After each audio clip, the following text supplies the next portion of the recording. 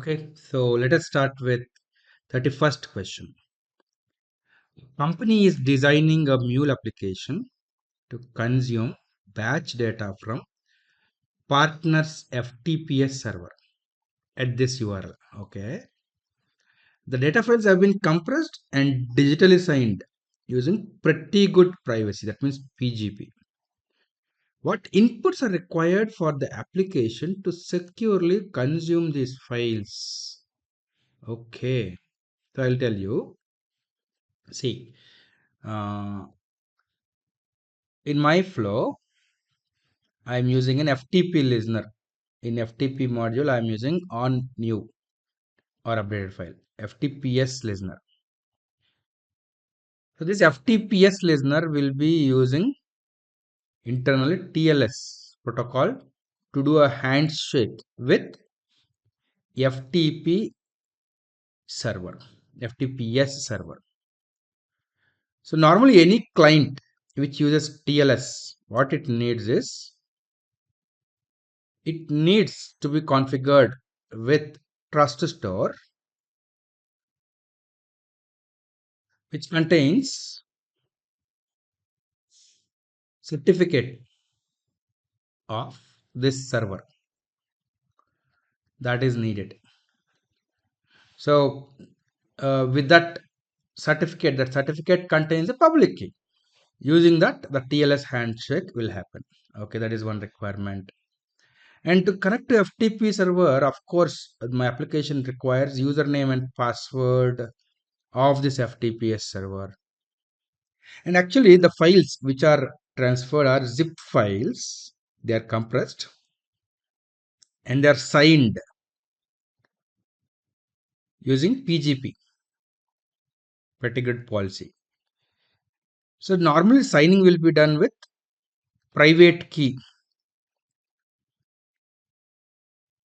Actually, if you don't have knowledge on signature or encryption, decryption, how HTTPS works or TLS works, in my MCIA course, I have explained clearly with examples of how all this works. So I hope you can see that lecture on my MCIA course on Udemy. Okay. Anyways, so normally when signing will be done with private key. So here we need to verify the signature. To verify the signature, we need public key of the partner of this whatever public key is used for signing. Sorry, whatever for this private key which is used for signing, we need the public key. Right. So let us see the options. The first option says TLS context trust store containing public certificate for ftpspartner.com and PGP public key of the partner, correct? They are required. And TLS context key store containing FTP credentials. Oh, why will the TLS context key store contains FTP credentials? No. Actually, the first option is correct, but second one is not correct. Okay, let us see second one. A TLS context key store requiring private key. Oh, why do we need a private key? This is not correct. Third one, a TLS context trust store containing public certificate of this ftps.partner.com, an FTP username and password, and PGP public key of partner. Yes, these all are required, right?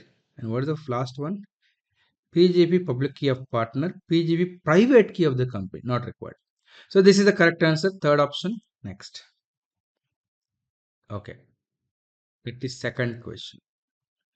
When a Mule application using VM is deployed to customer hosted cluster or multiple cloud up workers or replicas, how are messages consumed by the Mule engine? Okay. So if there are two VM listeners deployed on a cluster, let us try to understand this. Um, so there are two workers, worker 1, worker 2, and here our applications are deployed. In our applications, we have flows using VM listener. Here also there is a flow using VM listener, and we might be having queue, VM queue, which is shared by both. If you are using Cloud Hub, you might have configured persistent queues, or if you are using on-premise, this will be a queue inside Hazelcast distributed shared memory. Whatever it is, there will be a shared queue between these two workers. So, how will they receive? How will the process? Will the message be always taken by primary node? Normally, in JMS listeners also, primary node can be configured to poll. Let me show you here. I have JMS. Suppose I'm using on new message using JMS. In advanced, there is a configuration called as by default primary node only. So by default, if I'm using JMS listener, by default, a primary node only will listen for messages in a cluster. But if I'm using a VM listener, in advanced tab, again here we have primary node, but this is not selected by default. So that means the listeners in all the nodes will receive the messages. There is no order. There is no rule or no order which will receive which message. So let us see the options. I feel that the first option in a non-deterministic way is correct. They will not be in a deterministic way, no XA transaction, and it's not primary node only, as I have shown you by default. So my answer is in a non-deterministic way. Okay, next question. Very interesting question. A Mule application contains a batch job scope with several batch steps. Okay. A batch job scope is configured with a block size of 25. Okay. A payload of 4000 records is received by batch job scope. When there are no errors, how does the batch job process records within and between batch step scopes? Okay, let me explain you first the concept. Then we'll go ahead with the options. So in a flow, if you are having in between, if you are having a batch job, one batch job can have multiple steps.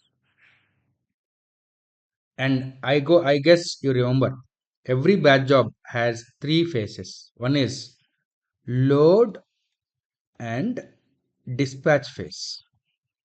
First phase, and then second is process phase. And there is one more phase, on complete phase. In load and dispatch phase, what will happen? The records queue will be populated. Okay. Suppose for this batch job, according to the question, they have configured 25 as the block size, right? With the batch block size of 25. So what will happen? One block, I can represent a block like this, which contains 25 records. One block is populated into record queue. So like that, if block size is 25 and total number of records is 4000, 4000 by 25, almost 160 blocks will be there in the record queue. In record queue, blocks will be kept. Then by default, the batch job uses a thread pool. The default thread pool size is 2 into number of cores on the machine. So by default, if I'm having an octa-core processor, 16 threads concurrently will take 16 blocks. Okay. So once a thread picks up a block, then it will iterate over each record in the block and then execute the steps. So blocks will be concurrently processed by 16 threads, but in each block there are 25 records, right? They will be sequentially executed. But it is possible that uh, there are some blocks for which uh, step 2 is getting executed, but for some blocks step 3 might also get executed. It is not a rule that records should not go to next step. There's no rule saying that records will not go to next step until all records have completed. Okay. So if I see the options, first option says the batch job scope processes each record block sequentially. Each record job sequentially? No. Each block are executed parallelly by multiple threads. 16 threads will pick 16 blocks and blocks are executed parallelly. So first option is not correct. Second option says batch job scope processes multiple record blocks in parallel. Correct. Each batch step is invoked with batch of 25 records in the payload. No. At a time, one record will be given to the step. No, this option is not correct. Third one. Batch job scope processes multiple records in parallel. And a block of 25 records can jump ahead to the next batch step scope over an earlier block of records. It is possible. Each batch step scope is invoked with one record in the payload. Okay, correct. For each batch step scope, all 25 records in the block, all 25 records in the block are processed in parallel. So 25 records in the block will be executed in sequence. Actually, this is not correct. Next one. The batch job scopes processes multiple record blocks in parallel, and a block of 25 records can jump ahead to the next batch step scope over earlier block of records. Correct. Each batch step scope is invoked with one record in the payload. Correct. For each batch step scope, all 25 records in the block are processed sequentially. This is correct. All records in the block must be completed before the block of 25 records is available to next batch scope. This is correct. So exactly the last option is a correct option. So you need to know how actually batch job works. If you have taken my MCIA course, I've given a discussion on batch job extremely in detail. Okay. So you might have understood whatever I spoke if you have gone through my MCIA course. If not, please take that course. Okay. Next. An application is deployed to runtime fabric with two clustered replicas.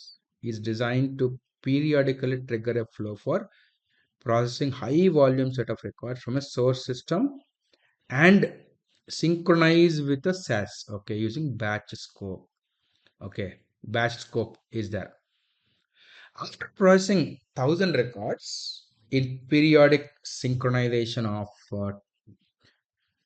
100,000 records, the replicas in which batch job instance was started went down due to an unexpected failure in runtime fabric environment.